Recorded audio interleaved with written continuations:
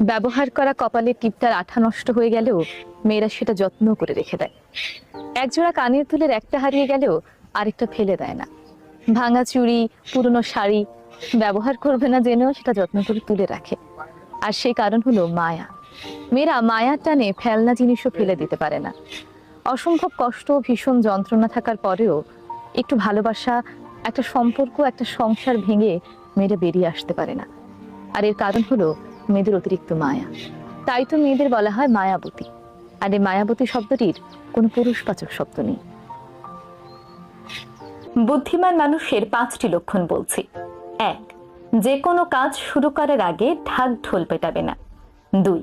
কাজটি সম্পূর্ণ হওয়ার আগ পর্যন্ত কাউকে জানাবে না। 3. অপ্রয়োজনে অন্যদের সাথে তর্কে জড়াবে না। অপ্রয়োজনীয় ঝগড়া করবে না। 4. বন্ধু নির্বাচন করার ক্ষেত্রে সচেতনতা অবলম্বন করবে।